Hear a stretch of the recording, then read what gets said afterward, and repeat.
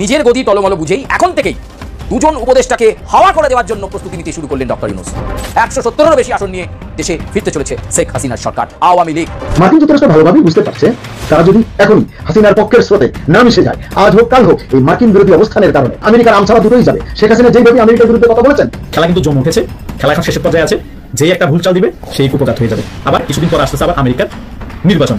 সেই নির্বাচনে যদি আবারও ডেমোক্রেট আসে তাহলে আরো অ্যাগ্রেসিভ হয়ে যাবে ইন্ডিয়ার উপর। বাংলাদেশ আরো সমর্থন পাবে আমেরিকা থেকে, কারণ ডক্টর ইউনূস যদি সরেও যায় তবুও যে সরকার আসবে বাংলাদেশের মধ্যে ওই সরকারের সাথে আমেরিকার ডেমোক্রেটের সম্পর্ক ভালো থাকবে। শেখ হাসিনাকে প্রধানমন্ত্রী হিসেবে বাংলাদেশে আবার ওখানে বসাবে। আপনাদের যদি 14 পুরুষকে 28 পুরুষের যদি ক্ষমতা থাকে, আপনারা আটকিয়ে দেখাবেন, নরেন্দ্র মোদীকে আটকিয়ে দেখাবেন। কেউ কিন্তু শেখ হাসিনার পদটি দেখাতে পারেনি। তার মানে কি শেখ হাসিনা এই ইনস্ট্যান্ট নাও এখন পর্যন্ত যদি আমরা ধরেন তিনি বাংলাদেশের বৈধ প্রধান। প্রিয় দর্শক, এই মাত্র পাওয়া সর্বশেষ গরম বাংলা সংবাদ। প্রথমেই ভিডিওর বিশেষ কিছু অংশ দেখে হয়তো বা আপনারা বুঝতে পেরেছেন ভিডিওটি অত্যন্ত গুরুত্বপূর্ণ হতে চলেছে। তো দর্শক, আজকের এই ভিডিওটি দেখলে এখান থেকে অনেক মূল্যবান তথ্য জানতে পারবেন, তাই আপনাদের কাছে অনুরোধ ভিডিওটি স্কিপ করবেন না। চলুন দর্শক, ভিডিওটি মনোযোগ সহকারে স্ক্রিনের মাধ্যমে দেখে আসি। তো দর্শক, বাংলাদেশের রাজনীতিটা এখন এমন এক পর্যায়ে, এমন এক জায়গায় এসে দাঁড়িয়েছে, আপনি যাই বলুন না কেন, এক পক্ষ শুনে বলবে এটা স্রেফ গুজব, আর এক পক্ষ বলবে একদম ঠিক বলেছেন। এখন কোন পক্ষে কত লোক আছে, মানে কোন পক্ষ আসলে শক্তিশালী, এটা বুঝতে হলে নির্বাচনের বিকল্প নেই। কিন্তু সেই জায়গায় আবার এক পক্ষের বেশ অনীহা, তারা যুক্তি টুক্তির ধার ধারে না, বলে নির্বাচন হবে কিন্তু খেলবো আমরাই। সম্ভবত সেই খেলায় একটা ছেদ বা বাধা পড়তে যাচ্ছে আগামী কয়েকদিনে, মানে নির্বাচনের হয়তো প্রয়োজন হবে না, এরকম একটা আবহ তৈরি হতে পারে। অনেক চমৎকার একটি তথ্য আপনাদের সঙ্গে শেয়ার করব আজকে। অনেকের কাছে এই কথাটাও আসলে গুজব মনে হতে পারে, এই যে ছেদ পড়বে যেটি বললাম, হোক, তাতে কিছু যায় আসে না।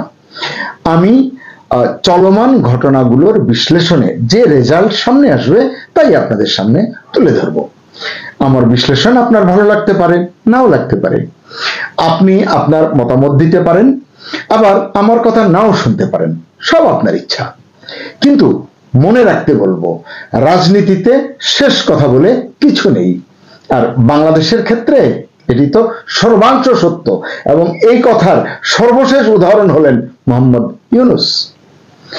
বিবিসির সাম্প্রতিক এক জরিপে দেখা গেল যে বাংলাদেশের আসন্ন জাতীয় সংসদ নির্বাচন নিয়ে জনমতের বিভিন্ন আভাস পাওয়া যায়, একটা সুস্পষ্ট আভাস পাওয়া গেছে। কি সেটা? এতে দেখা যাচ্ছে বিপুল সংখ্যক আসনে জিতে মানে ক্ষমতায় আবারও আসীন হতে যাচ্ছে আওয়ামী লীগ। যে আওয়ামী লীগ নির্বাচনে অংশ নিতে পারবে কিনা সেটি বড় প্রশ্ন, কিন্তু জরিপে এই ফলাফল এসছে। এরকম গত 14 মাসে অনেকগুলো জরিপ হয়েছে, এবং দু একটি বাদে সবগুলোতে আওয়ামী লীগে কিন্তু সরকার গঠনের মতো আসন পেয়েছে, এটি আমরা দেখেছি। আজকে আমি জরিপ নিয়ে আসলে কথা বলতে চাই না, বলবো না। বাংলাদেশের নির্বাচনমুখী রাজনীতির ভবিষ্যৎটা আপনি কি দেখেন এই মুহূর্তে যদি আপনাকে প্রশ্ন করি? দেশের সক্রিয় রাজনৈতিক দলগুলোর নেতা কর্মীদের বক্তৃতা যদি শোনেন, বয়ান যদি শোনেন, তাহলে বুঝতে পারবেন আওয়ামী লীগ আগামী 50 বছরেও এদেশে রাজনীতি করতে পারবে না। 50 অঙ্কটি কেন বললাম? সত্যি সত্যি আমাকে একাধিক ব্যক্তি, আমার প্রিয় কাছের মানুষ, একাধিক জন বলেছেন, ভাই আপনি লিখে রাখেন আগামী 50 বছর আওয়ামী লীগের কোনো খাওয়া নাই। শব্দটা বললাম, এই খাওয়া শব্দটাই তারা ব্যবহার করেছে, কারণ এখন তারাই খাওয়ায় ব্যস্ত। যাই হোক, এতে আমার কোনো মনোবেদনা নেই, কারণ আমি আওয়ামী লীগ করি না, আমি কোনো দলই করি না, সেটা ভিন্ন আলাপ। তবে রাজনীতির অতি ক্ষুদ্র একজন বিশ্লেষক হিসেবে আমি আমার মত প্রকাশ করতেই পারি, তাই না? কি করিলে কি হইবে, কোন কাজের কি রিঅ্যাকশন হইবে, এটা তো আমি আমার মতো করে বলতে পারি। আপনি শুনবেন, ভালো লাগলে বাহবা দেবেন, না লাগলে সমালোচনা করবেন, কোনো সমস্যা নেই। নিয়মতান্ত্রিক ভাবে গঠনমূলক সমালোচনা করুন, আমি মাথা পেতে নেব। তবে আমার সব বিশ্লেষণ যে ঠিক হবেই এমন দাবি কিন্তু আমি করি না। বিভিন্ন কথা, বিভিন্ন ঘটনা এবং প্রেক্ষাপট বিশ্লেষণ করে আমি আমার মন যা বলে, সিক্স সেন্স যা বলে, ষষ্ঠ ইন্দ্রিয় যা বলে, তার ভিত্তিতে আমি মন্তব্য করি, আমি কথা বলি।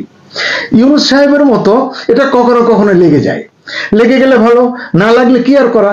তবে আপনাদের বলে রাখি, এ পর্যন্ত যা যা বলেছি আলহামদুলিল্লাহ তার প্রায় প্রতিটি ফলেছে। সে আরেক প্রসঙ্গ। তবে এবার শুনলাম শেখ হাসিনাকে নাকি পুনরায় প্রধানমন্ত্রীর চেয়ারে দেখতে চান স্বয়ং মার্কিন president Donald Trump.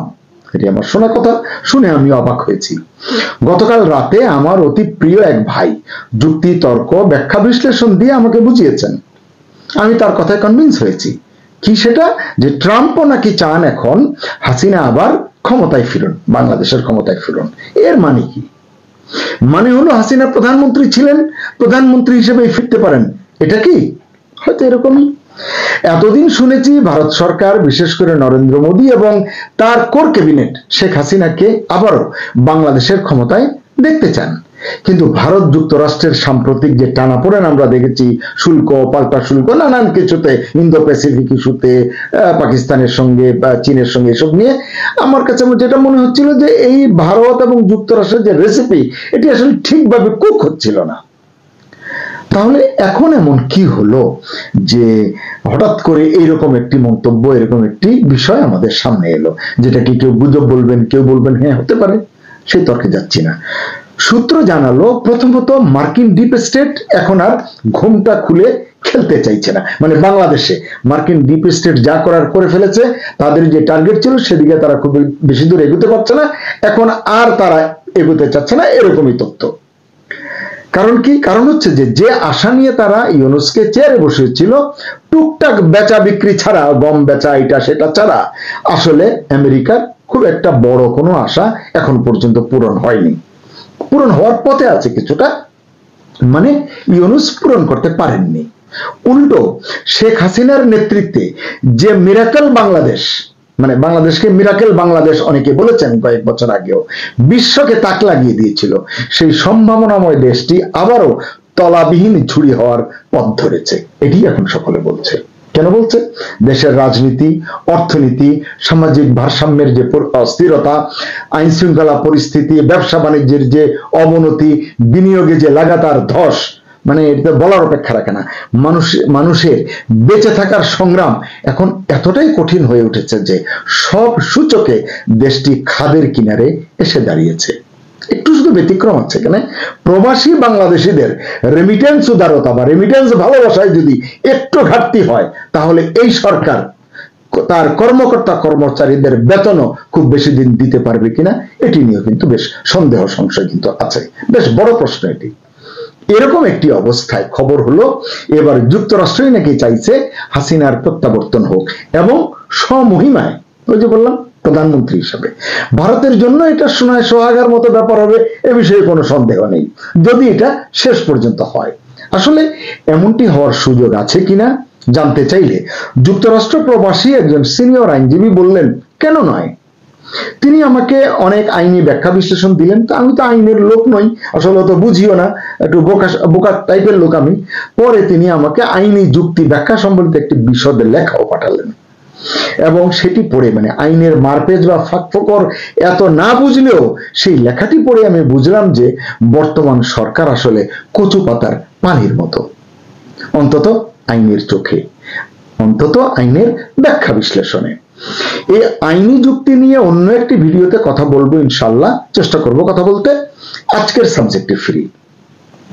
Sheikh Hasina যে ফিরবেন তা বুঝবো কি করে, মানে এটি আসলে আমরা বুঝতে পারবো কি করে? আইন যদি সমর্থন করে তাহলে প্রেক্ষাপট এবং লক্ষণগুলো নিয়ে আমি দু একটি কথা বলতে পারি।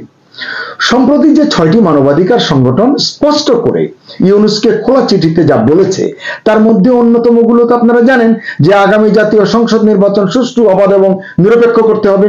আজকে পর্যন্ত এটির কোনো লক্ষণ আমি দেখি না। এতে সব রাজনৈতিক দলের অংশগ্রহণ নিশ্চিত করতে হবে, এটি তারা বলছে। ইউনুস সরকার সেটি মনে করে না। তারা আওয়ামী লীগকে বাদ রাখবে, জাতীয় পার্টিকে বাদ রাখবে, হয়তো চাইলে অন্য কাউকেও বাদ রাখবে, তারা তাদের মতো করেই খেলবে, এমনটি তারা চাচ্ছে। অর্থাৎ অন্তর্ভুক্তিমূলক নির্বাচন আয়োজন করতে হবে, এই কথাটি যে ওই 6টি সংগঠন বলছে, এবং আওয়ামী লীগের কার্যক্রমে যে নিষেধাজ্ঞা দিয়েছে এই সরকার, সেটিও প্রত্যাহার করতে হবে, এটি বলেছে। কিন্তু সরকার এসব বিষয়ে কোনো মন্তব্য করছে না, এখনো চুপ করে আছে। তবে আমার মনে হয় বেশি দিন সরকার চুপ করে থাকতে পারবে বলে মনে হচ্ছে না। তখন অবশ্যই প্রেক্ষাপট বদলাতে সময় লাগবে না। কিছুদিন আগে প্রফেসর ইউনূস তো বলেছেন এক সাংবাদিকের সঙ্গে, মানে নানান ভাবে বলতে গিয়ে তিনি একেবারে প্যাচ লাগিয়ে দিয়েছিলেন। একবার বলছেন যে নিষিদ্ধ হয়েছে, আবার বলেন নিষিদ্ধ হয়নি, একবার বলছেন নির্বাচন করতে মানে তাদের প্রত্যাহার যে কোনো সময় হতে পারে, আবার বলছেন তারা নির্বাচন করতে পারবে, নানাবিধ পেঁচাল। ওই আলোচনায় না যাই। গণতান্ত্রিক বিশ্বের আহ্বান উপেক্ষা করা সহজ হবে না। ওই যদিও এরপরে 6টি সংগঠনের উপরে গণতান্ত্রিক বিশ্বগুলো, বিশ্ব মোড়লরাও বলে, তখন কিন্তু ইউনূস সরকারের পক্ষে সেটি উপেক্ষা করা সহজ হবে না। শুনলাম সেই লক্ষ্যেই নাকি বিভিন্ন জায়গায় বিভিন্ন রকমের কাজ হচ্ছে। যাক সেটা। আবার দেশের ভিতরে দেখি দ্রব্যমূল্য অস্বাভাবিক হারে বেড়ে যাওয়ায় মানুষের জীবন যাপন কষ্টকর হয়ে পড়েছে, এটি আমরা সকলেই জানি। দারিদ্র্যের হার বাড়ছে লাফিয়ে লাফিয়ে। চুরি, ছিনতাই, চাঁদাবাজি, জবরদখল, ডাকাতি, ধর্ষণ, এগুলো তো রীতিমতো মহামারীর পর্যায়ে পৌঁছেছে। নারীরা পদে পদে লাঞ্ছনার শিকার হচ্ছেন। প্রবীণরা সামাজিক নিরাপত্তা বেষ্টনীর অভাবে দুকে দুকে জীবনযাপন করছেন। এরকম অনেক কথা বলতে পারবো, ভিডিও বড় করে কোনো লাভ নেই। এখন মানুষ সুযোগ পেলেই ক্ষোভ প্রকাশ করছেন। সোশ্যাল মিডিয়ায় দেখুন নারী, পুরুষ, যুবক, প্রবীণরা বলছেন আগেই ভালো ছিলাম, এখন যে দুর্গতিতে পড়েছি এ থেকে বাঁচতে শেখ হাসিনার বিকল্প নেই। অনেকেই শেখ হাসিনাকে চায়। এরকমও কিছু তথ্যপত্র আমি সংগ্রহ করেছি, আমি একটি ভিডিও করব বলে আশা করছি। নারীরা বেশি সোচ্চার, তারা উগ্র মৌলবাদের এক প্রকার হুমকির মুখে আছেন বলে মনে করেন অনেক বিশ্লেষক। বাংলাদেশে নারীর সংখ্যা পুরুষের সমান বা কিছুটা বেশি, অর্থাৎ ভোটারদেরও বড় অংশ মহিলা।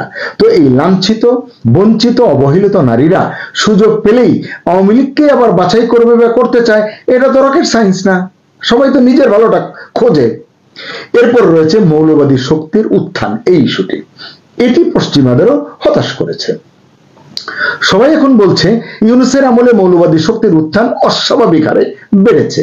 গত 14-15 মাসে সংখ্যালঘুদের উপর যে সমস্ত নির্যাতন হয়েছে, যেসব নিপীড়ন হয়েছে, মন্দির ধ্বংস হয়েছে, মাজার ধ্বংস হয়েছে, এরকম হিংস্র রাজনীতি বাংলাদেশ সম্পর্কে বিশ্ববাসীকে ভীত সন্ত্রস্ত করে তুলেছে, ইউনূসের ইমেজকে প্রশ্নবিদ্ধ করছে। বাংলাদেশেরও অনেক মানুষ মনে করেন আওয়ামী লীগ আবার ক্ষমতায় এলে এই মৌলবাদী শক্তির উত্থান নিয়ন্ত্রণে আসবে। বাংলাদেশের সামাজিক সাংস্কৃতিক বিন্যাসটাও গত 14-15 মাসে কেন যেন এক প্রকার কোণঠাসা হয়ে পড়েছে। এই গোষ্ঠীও চায় আসলে ক্ষমতার একটা পালাবদল, এবং তাদের এই পালাবদলে প্রথম পছন্দ আওয়ামী লীগ, বুঝতে অসুবিধা হয় না, এবং এটি কিছুতেই বিএনপি নয়। যুক্তরাষ্ট্র এখন বুঝতে পারছে ইউনূসের কাঁধে ভর দিয়ে যা যা পেতে চাইছে তারা শেষ পর্যন্ত কোনোটি হয়তো পাবে না, বরং মাঝপথে বাংলাদেশের একটি বৃহৎ জনগোষ্ঠীর মনে যেভাবে মার্কিন বিদ্বেষ বাড়ছে তা বিশ্ব মোড়লের ইমেজের জন্য মোটেই শোভন নয়। তাই তারাও চায় বাংলাদেশ তার আসল ট্র্যাকে ফিরুক। হতে পারে মৌলবাদ নিয়ন্ত্রিত হোক, এটি তারা চাইতে পারে, যেটা শেখ হাসিনা ছাড়া আর কারো পক্ষে সক্ষমভাবে নিয়ন্ত্রণ করা সম্ভব নয়। এটি দেশের মানুষ, বিদেশের মানুষ সকলেই বিশ্বাস করে। এছাড়া আঞ্চলিক যে ভূ রাজনীতির কথা আমরা বলি, সেই ভূ রাজনীতিতে শেখ হাসিনা যেভাবে ভারসাম্যের রাজনীতি করেছেন, চীন, ভারত, রাশিয়া,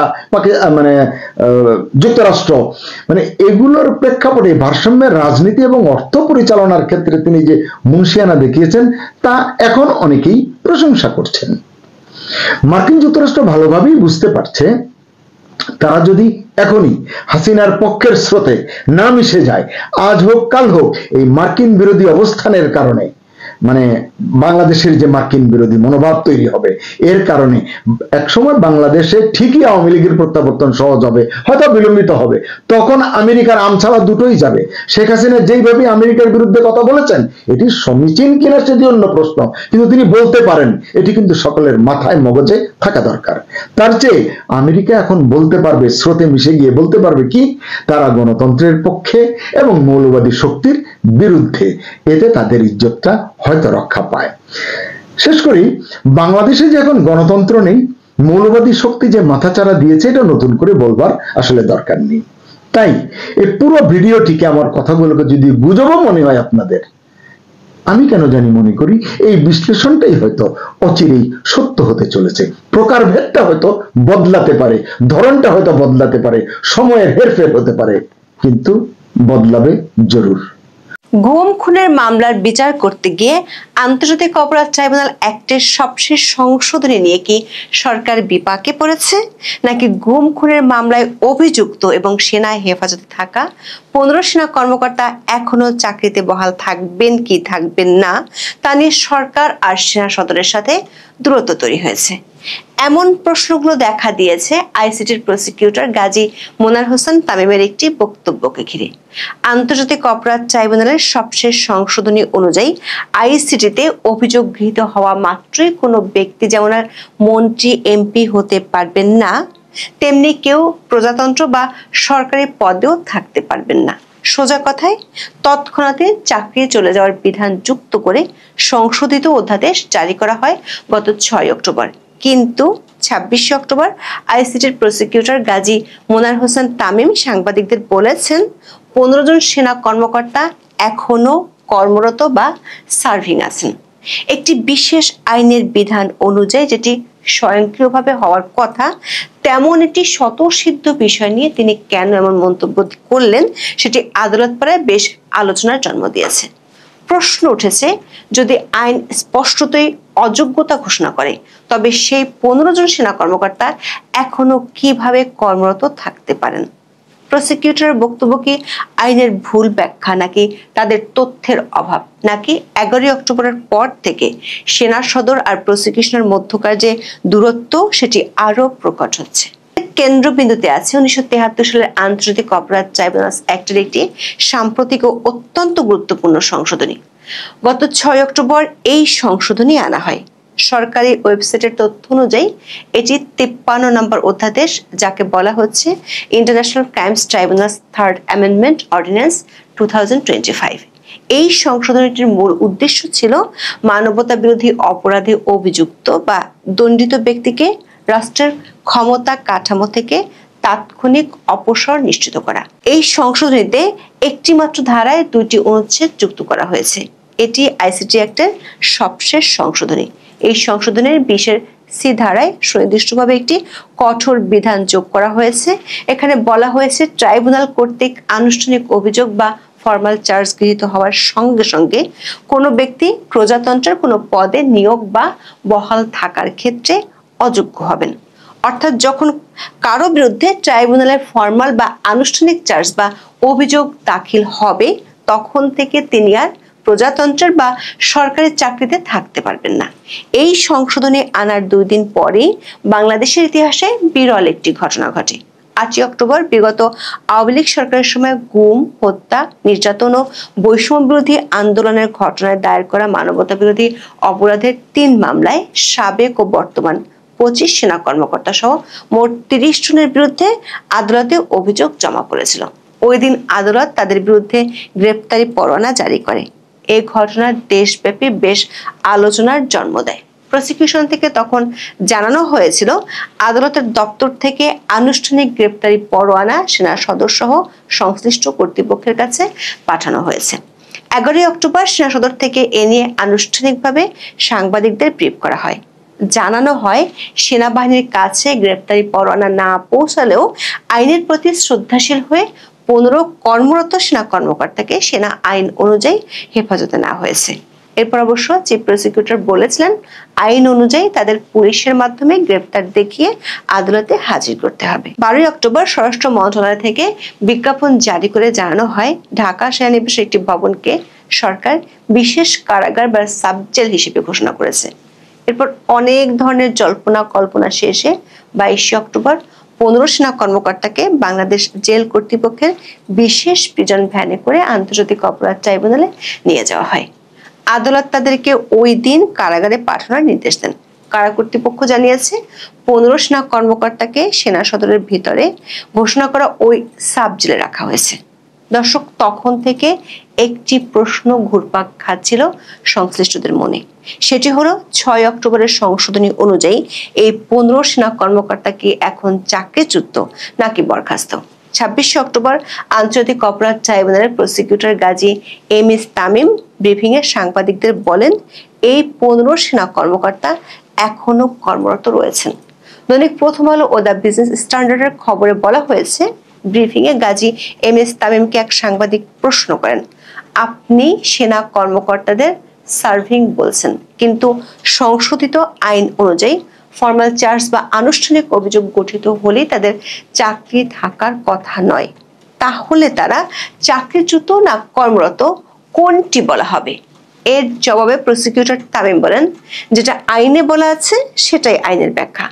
এখন সেনা সদর দপ্তর সিদ্ধান্ত নেবে এই আইন কবে তাদের ক্ষেত্রে প্রয়োগ করবে। যতক্ষণ না তা প্রয়োগ হচ্ছে ততক্ষণ পর্যন্ত তো সার্ভিং বা কর্মরত বলাই যায়। দর্শক, সবশেষ সংশোধনী অনুযায়ী 1973 সালের আইসিটি অ্যাক্টের 20 সি ধারা মতে আনুষ্ঠানিক অভিযোগ দায়ের হলেই সরকারি বা প্রজাতন্ত্রের চাকরিতে থাকতে পারার কথা নাই। এটাই এই অধ্যাদেশটির সবচেয়ে ব্যতিক্রমী দিক। সাধারণ ফৌজদারি আইন বা সরকারি চাকরি বিধিতে সাধারণত তখনই কোনো সরকারি কর্মচারীকে বরখাস্ত করা হয় যখন তিনি আদালত কর্তৃক দোষী সাব্যস্ত হন বা 1 বছরের বেশি মেয়াদের কারাদণ্ডে দণ্ডিত হন। কিন্তু 6 অক্টোবরের অধ্যাদেশ এই সাধারণ পদ্ধতির থেকে সম্পূর্ণ ভিন্ন। এখানে দণ্ডাদেশের অপেক্ষা নেই, শুধু আনুষ্ঠানিক অভিযোগ গ্রহণে অযোগ্যতা কার্যকর করার জন্য যথেষ্ট। ধারা 20 সি অনুযায়ী অভিযুক্ত ব্যক্তিকে ট্রাইব্যুনাল কর্তৃক অব্যাহতি বা খালাস না করা পর্যন্ত তিনি প্রজাতন্ত্রের কোনো পদে বহাল থাকতে পারবেন না। আইন বিশেষজ্ঞরা মনে করেন এই স্বয়ংক্রিয় অযোগ্যতার বিধান এই অপরাধগুলোর অস্বাভাবিক গুরুত্বকে প্রতিফলিত করে। এখন প্রশ্ন হলো, তাহলে প্রসিকিউটর তামিম কেন বলছেন সেনা সদর কার্যকর না করা পর্যন্ত তাদেরকে সার্ভিং বা কর্মরত বলা যেতে পারে? প্রশ্ন হলো, সামরিক কর্মকর্তারা কি আইসিটির এই বিধানের আওতায় পড়ে না? সংবিধানের 152 অনুচ্ছেদ অনুযায়ী প্রজাতন্ত্রের কর্ম বা সার্ভিস অব দ্য রিপাবলিক বলতে অসামরিক বা সামরিক উভয় প্রকার কর্মকেই বোঝানো হয়। এমনকি বাংলাদেশ সামরিক আইন 1952 ভাষ্য অনুযায়ীও সামরিক সদস্যরা প্রজাতন্ত্রের কর্মে নিয়োজিত। তাই আইনিভাবে এটি স্পষ্ট, যেহেতু আইসিটি আইন প্রজাতন্ত্রের যে কোনো কর্ম, সেটি সামরিক হোক বা অসামরিক, সবারই অযোগ্যতার কথা বলেছে। তাই আনুষ্ঠানিক অভিযোগ গৃহীত হওয়ার তারিখ থেকেই এই 15 জন সেনা কর্মকর্তা আইনত সেই যোগ্যতা হারিয়েছেন বলেই আইনজীবীরা মনে করেন। দর্শক, আইনটির 20 সি ধারা স্বয়ংক্রিয় অযোগ্যতার কথাই তুলে ধরে। যদি একটি আইন কোনো কাজকে স্বয়ংক্রিয়ভাবে নিষিদ্ধ করে, তবে সেই নিষেধাজ্ঞা কার্যকর করার জন্য কোনো প্রশাসনিক কর্তৃপক্ষের স্বেচ্ছামূলক সিদ্ধান্ত বা আদেশের প্রয়োজনীয়তা পড়ে না। আইনটি নিজেই কার্যকর হয়েছে আনুষ্ঠানিক অভিযোগ গ্রহণের তারিখ থেকে। কোনো প্রশাসনিক বিলম্ব এখানে আইনিভাবে গ্রহণযোগ্য হওয়ার সুযোগ থাকে না। আবার 1973 সালের আন্তর্জাতিক অপরাধ ট্রাইব্যুনাল বা আইসিটি অ্যাক্ট একটি বিশেষ আইন। আইনশাস্ত্রের একটি মৌলিক নীতি হলো লেক্স স্পেশালিস্ট ডেরোগেট লেগি জেনারেলি। এর অর্থ হলো বিশেষ আইন সাধারণ আইনের উপর প্রাধান্য পাবে। মানবতা বিরোধী অপরাধের বিচার একটি বিশেষ প্রকৃতির বিচার, যার জন্য আইসিটি আইন একটি বিশেষ আইন, যেটি লেক্স স্পেশালিস্ট হিসেবে পরিণত হয়েছে। অন্যদিকে 1952 সালের সামরিক আইন সামরিক বাহিনীর অভ্যন্তরীণ প্রশাসন নিয়ন্ত্রণ করে, তাই এটি সাধারণ আইন, যাকে বলে লেক্স জেনারেলাইজ।